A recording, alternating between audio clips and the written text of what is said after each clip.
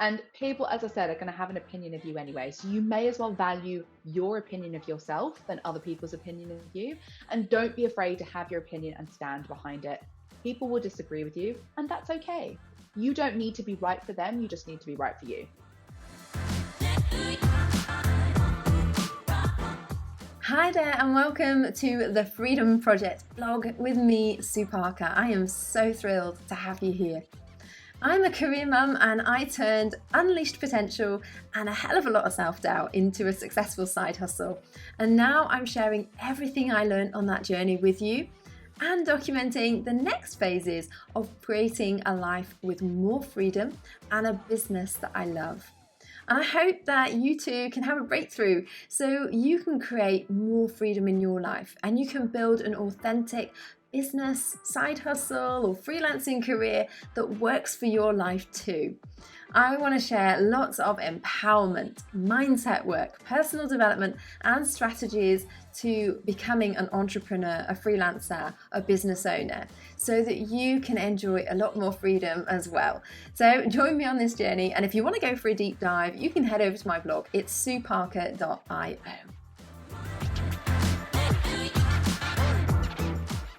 Today, I'm incredibly excited because we have a fantastic session with Amelia Sordell. We're going to be talking all about personal branding from a true expert in this area. During the pandemic, Amelia launched her business Klowt and grew to 70,000 plus followers on LinkedIn through her own personal strategy of personal branding.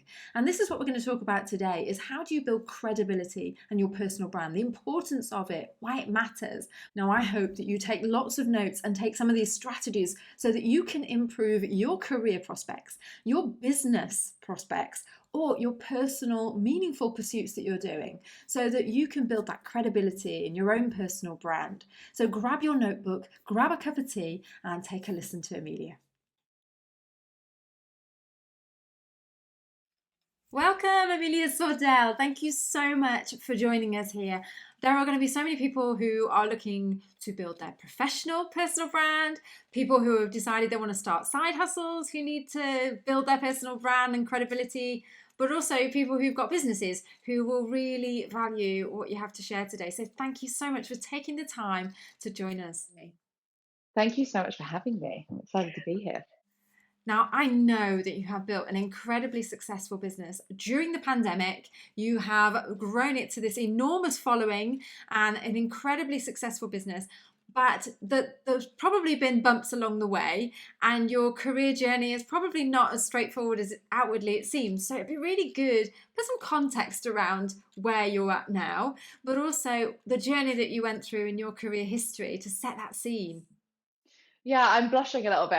It's so funny. Like, I think people love, they see like all the followers and like all the viral posts, and they're like, oh my God, like you've done so well. But actually, that's like behind the scenes, it's like very unglamorous. It's like 95% admin. But yeah, so where should I start? Journey from beginning of my career to now. So I graduated university in PR. So it is actually quite ironic that I left university with a PR degree, decided I didn't want to sell my soul to the devil, and ultimately went into a different career path. And I've now kind of ended up in PR. It's quite funny. So I graduated with a PR degree and then went into lots of kind of different marketing led roles. So I worked in events for a little bit. I ran my own business at 21. I launched a B2B women's wear brand. We got stocked in like 12 to 15 international boutiques. We had an online presence, and that business did really, really well. And then it failed year two, which was probably one of the most devastating things to ever happen to me, because I think when you're 21, you think you know everything, and you make decisions based on your existing knowledge, not on the help of others. And I was a solopreneur, so I didn't have a co-founder to bounce ideas off. And unfortunately, we got to a point where it was either take out a massive loan against us individually or me individually, or close the business. So I ended up closing the business, and from there I went on to be a headhunter, and I've ended up in marketing again. It's kind of, which is, I think a lot of people listening to this, if you are a headhunter or a recruiter, you'll probably either wince or completely agree when I say this, but I do think recruiters are inherently marketers, because you're marketing individuals to companies and companies to individuals and yourself do both of those parties. And so it was a really natural segue for me to then move into what I now know to be personal branding, because I learned very quickly that I could make 100 calls a day and get an okay outcome, or I could put out content and send these amazing email campaigns and get an amazing response from people coming to me. And therefore, I could charge more because I was more in demand. I had better terms with my clients. I had better relationships with my clients because I was working with fewer of them because I was retained. And ultimately, that led me down this garden path of like, okay, so there's actually a name for this. It's called personal branding. And I started doing that for myself. As a working in still in recruitment, and then started teaching people how to do it themselves. And I think Klowt as a business, which is my business now, a personal branding agency, as you said very sweetly in the beginning, started during the pandemic. That came about so organically because I was getting all these questions when I had like 18 to 20,000 followers on LinkedIn saying, how did you do this? How can I do this? And I thought, hey, like I can help people here. And then the salesperson in me, the inherent entrepreneur who tried and failed at business at 21, thought I should be charging people for this. And so Klowt was born in August last year. We've just celebrated our first birthday. And yeah, it's been a wild old ride, a wild old ride. Wow, and it really is incredible. I think what would be really great now is starting to talk about the topic of personal branding is to understand what is personal branding to you? How would you describe it to somebody who's not really sure if this is something that Coca-Cola do or something that only the influencers do or something that we should all be doing? That's like a really, really good question. So personal branding and reputation are not the same thing, right? I think people say, oh, your personal brand is your reputation. Personal brand as an overarching thing. Every single one of us has that. You have that. I have that. My child has that. Everyone has a personal brand. It's what people say about you when you're not in the room. It's what people think about you when you're not in the room, i.e., reputation.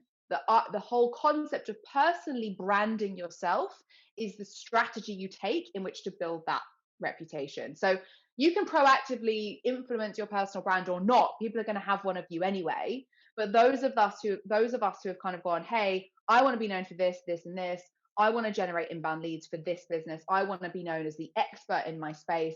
They're the ones who we kind of refer to as people that have personal brands, even though we all have one anyway. Well, it definitely comes across that you're so passionate about personal branding. So I get the impression it really matters. But why does it matter to people? So whether you're a career professional, whether you're starting your own business, why does personal branding really matter? That's a really good question. So it's two-sided, right? As an individual, it matters for your career. It is the new resume. It used to be what you knew, and then it was who knew you, and I'm sorry, what you know, who you know, and now it's who knows you, right? Most of the jobs that are advertised are just a very skim of the top of the iceberg of what's actually available. So if you're known as the person in your space, the opportunities that you get, the pay rises that you can get, the career kind of acceleration you can get is wild. And then on the business side, the employer side, the direct company side, individuals within your team have 10 times the reach of your company brand. 10 times. So if you're already paying all these people to work for you, if you're already investing in their careers, they're already investing in your business, why wouldn't you want to empower those individuals to build personal brands of their own so you can then leverage their network, their amazing relationships they're making with people, their influence online to positively impact your business? And that's not just from lead generation, it's from employer branding, it's brand awareness, it's getting your business in front of the people that you want it to be in front of. And I just think it's a grossly under tapped strategy for particularly businesses with small budgets, small marketing budgets, to get in front of the people they want to get in front of, right? There are so many companies that are terrified of their people having an opinion online, but if you've trusted them enough to hire them, you need to trust them enough to help you get your brand out there. Sure, that's a really incredibly new perspective on things. But I would imagine there's a lot of people out there, and I see this all the time, who are career professionals who daren't post anything other than reposting their own company stuff. So they just kind of become like an extended sales team. But as you say, that's a fantastic opportunity for every business to widen their reach with all their employees are advocates for them. But then you can also imagine it from the employee's perspective, where they want to talk about something they're passionate about. They want to share another side of themselves that isn't just sort of a repetition of what the company's voice is. They want to get their own voice and personality out there. Maybe the things they're passionate about, they want to share some stuff. But it's really interesting that people follow people, so they're more interested in what people have to say versus a company profile, as you say. Would you agree? 100%. And I think it's really, really a good point to make when you go and look at, say, Michael Dell followers on LinkedIn versus how many people are following Dell Technologies on LinkedIn. Or you go and look at how many followers Richard Branson has versus how many Virgin has, or Sarah Blakely versus how many Spanx has, or Dan Price versus how many Gravity Payments has. The people behind the business grossly outweigh how many followers, in terms of followers, how many followers are following the company page. And that's because people want to engage with people. People have always bought from people. Now they can buy from people at scale. We can form relationships with people on social media. I can have one-on-one conversations, or at least it feels like I'm having a one-on-one conversation with thousands of people at any given time.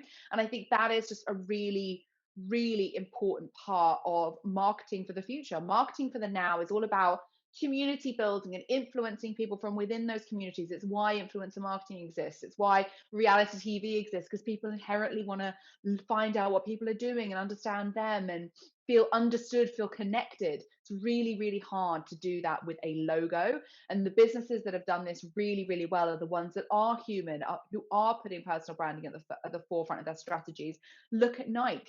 Whether you like to admit it or not, Nike has rolled out a personal branding strategy by tying themselves to socially important people and building their business around that. Adidas, the same. Gymshark, the same. All the Gong.io, to give you a B2B example, or Salesforce, or the Go agency. These are all huge businesses, multi-million pound, billion pound businesses who have tied themselves to individuals or empowered people within their team as individuals to build their personal brand to ultimately influence the communities that they're trying to influence.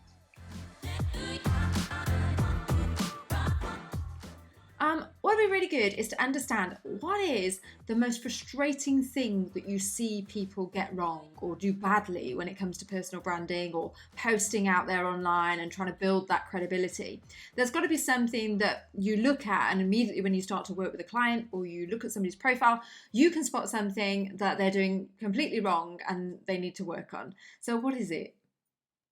I think the most frustrating thing is people think it's going to happen quickly. Like that, like you can't just start posting stuff and think, oh, I've had no likes, I'm not going to continue doing this.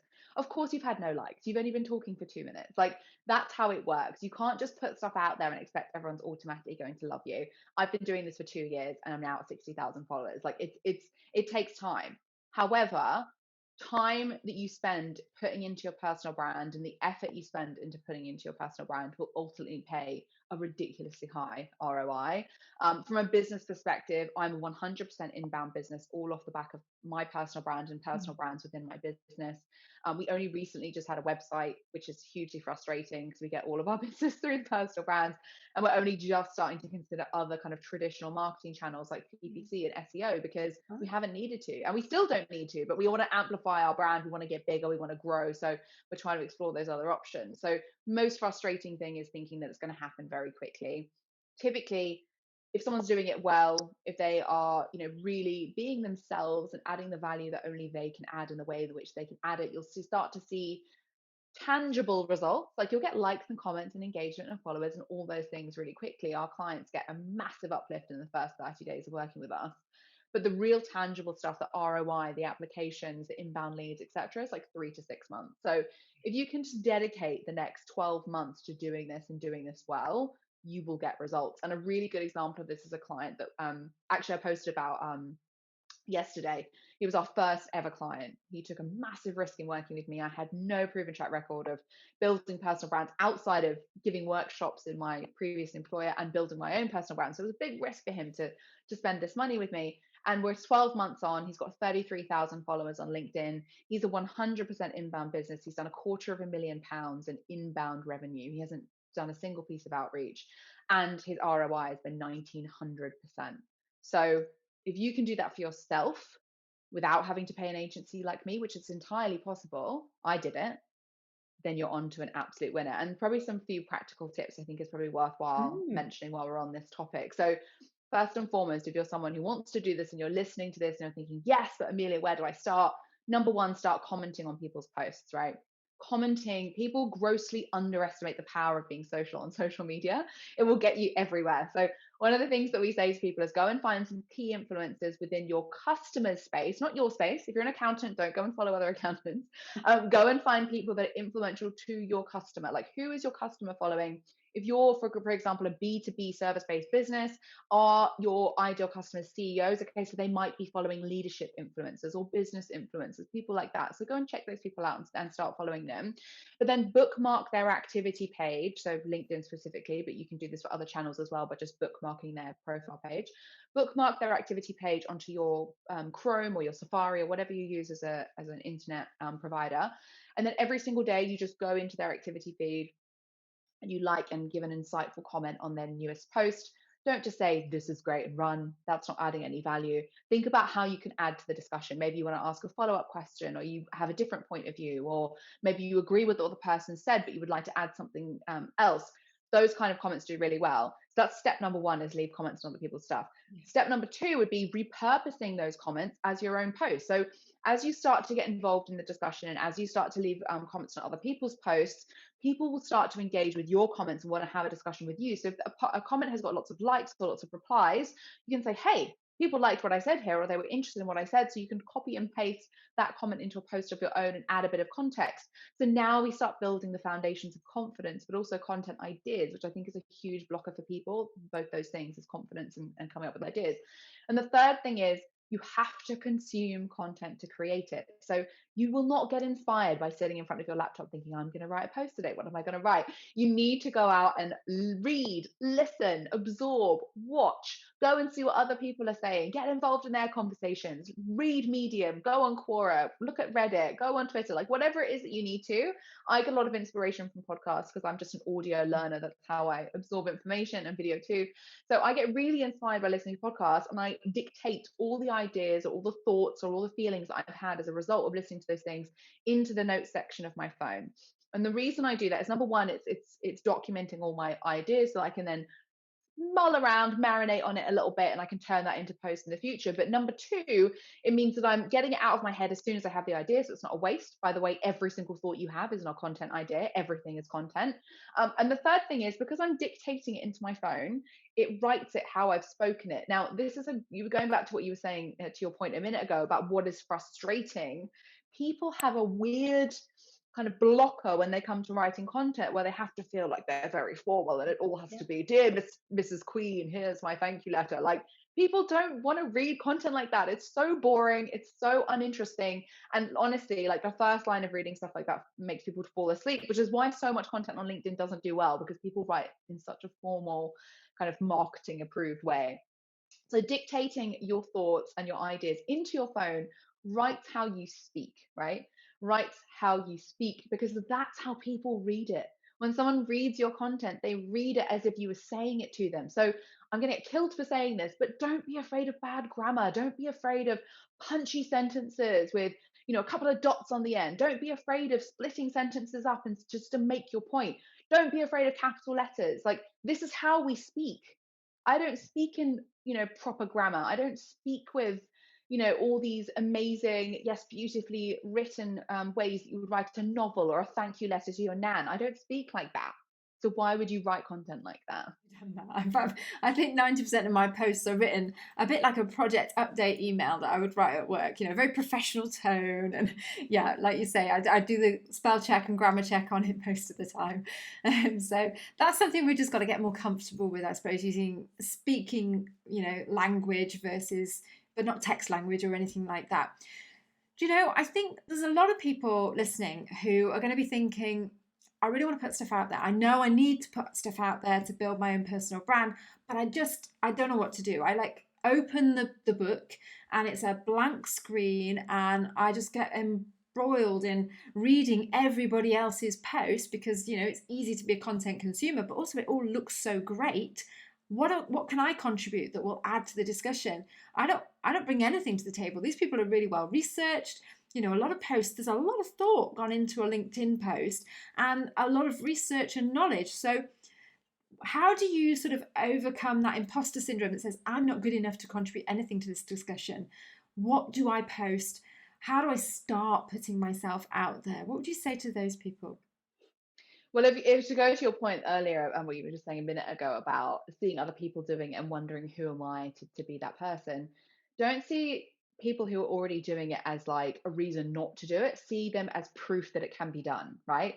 If there is someone out there who's already talking about the thing that you want to talk about, brilliant. It means there's a market for it. It means people are hungry for that information and you have a different way of doing it. So you're going to attract a different audience that's more interested in the way that you talk about it, in the way that you add value, because only you can talk about the thing that you do in your way. No one can take that away from you. And that is why personal branding is really powerful, because it's unique. No one is Amelia Sordell. No one is you. No one is, Michael Dell or Sarah Blakely. We're all so individual. We are communicate in different ways. We're giant balls of contradictions every single day. And that's why people like us, because we're real and we're human, right? We're bringing our whole self to these platforms and being unafraid to be ourselves, because we know people are going to have an opinion of us. So Yeah. we may as well just have ours and then let them have theirs. It's really easy for me to sit here and say this, right? Because I've been doing this for 2 years. But trust me when I tell you, I was a kid at 15 years old that was so afraid of picking up a phone to speak to someone or even ordering food at a restaurant with my family, that my dad would have to order my food for me. So I've not come from a place of extreme confidence my whole life. I've come to a place where I knew I needed to build my personal brand. I knew that I was good in my job. So why wouldn't I want to talk about the same things that I talk about every single day in my role online? That's all you're doing. You're not doing anything different.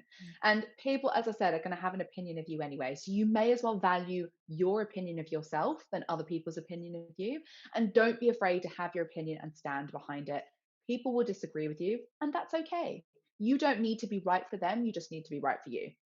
Oh, I love that. So you don't need to be right for them.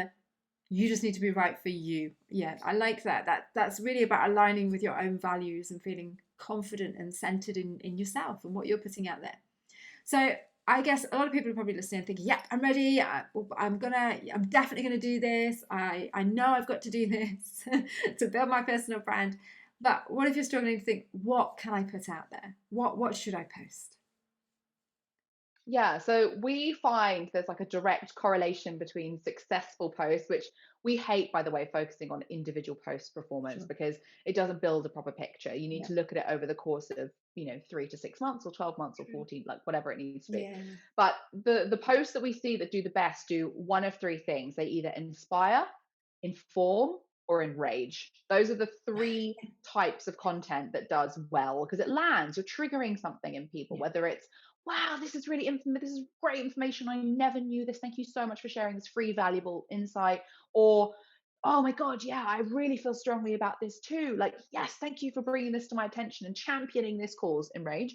Or inspiring, as in, my first business failed and look where I am now. Like, that's a Yeah. very inspiring story. So, everyone has content that can fall into those three buckets. So when I say enrage, I don't mean be controversial, be rude, be all those things. I'm saying, hey, champion a cause that you're passionate about. I'm really passionate about homelessness, so I do a lot of content around that. I'm really passionate about women's rights and equal rights and feminism, so I speak a lot about that, which enrages a lot of people, both in a positive way, but also in a negative way. And I'm okay with that because that's something that's very important to me. I tell a lot of inspiring stories. So I'll pick people out that I've discovered and thought, oh my God, this story is amazing. I need to share this, or I'll share stories of my own. Or I will tell people how to build their personal brand for free.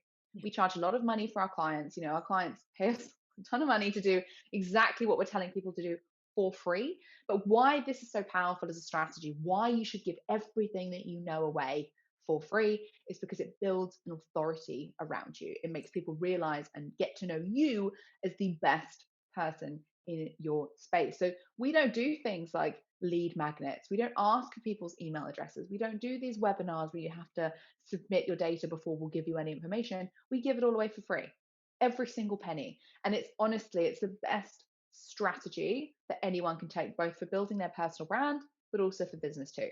Yeah. Yes. Well, I've followed you for a long time now. Definitely learned a hell of a lot over the last 12 months. But I can imagine there's been people who've been posting in that same period of time who have not had the same instant gratification, that same reward, that same level of followers, and so on. But I guess that comes back down to those numbers that you were talking about, the fact that you need to be consistent, the fact that you need to engage in other people's content, you need to, be relatable, you need to, give value and things. So I guess, we can address all of those things. But what if you just feel that some of our listeners just feel that their business could do with a boost and they actually really need some hand holding on this? How does it work working with you and the agency? What do you do? So we're an agency. Like we are, as I said, I give all of my stuff away for free. So if you want to know how to do it yourself, just come and follow me because I give it all away. And anytime there's like a new update of any of the channels that we work on, I'm like, hey guys, this new algorithms happen. Like you need to know about this. But in terms of an agency, we're literally an outsourced marketing agency. So we operate in exactly the same way. We work with individual clients, but also teams too. So one of the things that we're finding really fun at the moment is we're working with founders of businesses, but then also all of their team members. So we're creating these amazing kind of chunks of copy and chunks of content that the whole team can share every single day in a calendar month. And the compounded impact of that has been huge for the businesses that we're working with. Because you imagine if you've got a team of 40 and previously only one of you was sharing content, i.e. the founder, and now your whole team is sharing content, it's amazing. It's Yeah. amazing. It's such good results. So yes, for an agency, we're outsourced. We do it for you. I always say to people, I'm not we're not an outsourced personality business. We're a Google Translator business. So we speak to you, we understand your brand, we understand you as an individual or as your company, and then we translate that into interesting copy, graphics, text, video, flipbooks, polls, ultimately to build your influence as a business or a person. I'm always looking for the relatable bit because you are so fantastic at what you do and so incredibly confident and competent in what you do. I just wonder if you have ever experienced imposter syndrome or a lack of confidence over what you've posted in the past. 1000%. And I still struggle with that every day. So I don't think you ever are cured or kind of, I'm a recovering perfectionist, shall we say. And I still have those little moments of, because I have a very high attention to detail, right? My spelling is shocking, but my message is always very specific. And, the quality of the work that we put out has to be at a certain level. Otherwise I just kind of, like I try and live, and that's why we updated our kind of saying to done well is better than perfect, because done is better than perfect is a really great mantra to live by, but we also need to have high standards. We want to be proud of what we're putting out. So yes, I have struggled with perfectionism, and I think it's a minor but widespread misery for us all. But I do think it holds you back. Perfectionism holds you back from your potential because it stops you from doing the things that you should be doing. Absolutely, but how do you overcome it? So, if you get that bout of imposter syndrome, what's your strategy? What's your technique for just putting it out there anyway, or making yourself do it? Do you just like count to three and press go, or do you have something else that is a tool, or give yourself a kick up the bum? What is it that makes you go for it, even though the perfectionist behind you is trying to hold you back to do it again? What is it that makes you go for it? You know what? I don't actually get it with my posts anymore because, like, for mine anyway, I'm just like, yeah, that's what I think, and it just goes out, and I don't overthink it. But with my clients' content, I'll be like, I don't like that word amazing here. It sounds a bit too buzzwordy. So let's just change that to like something else. And I don't even, maybe that is perfection. I don't know. But to me, it's all about matching the tone of voice that we are writing to the tone of voice of the client. So yes, maybe that is perfectionism, but also is that maybe trying to do a really good job. So, but Yeah. we also go back to our clients who are like, oh, I'm not quite sure, and we're like, you know what? No, we're not changing it. This just needs to go out because you're trying to now overcomplicate something and make it perfect. So we push back quite a lot with clients because we have that, right? They'll be like, oh, but there's also this point too, and we're like, great, we'll turn that into another post. Like that's a whole other thing. Yeah, yeah. Yeah, I can sense working with you. You get this momentum, this rhythm, and you've got somebody driving you to keep going, build your brand, be consistent. So thank Yeah, you. I'm pretty pushy. I push people to do things that they're probably quite uncomfortable to do, but they're always happy afterwards. They're always happy once I push them off Mount Comfortable. Yeah, I think we all need that. We all need that somebody in our corner. Great. And if you were to leave us with one final piece of advice, what would you give our listeners? Yeah.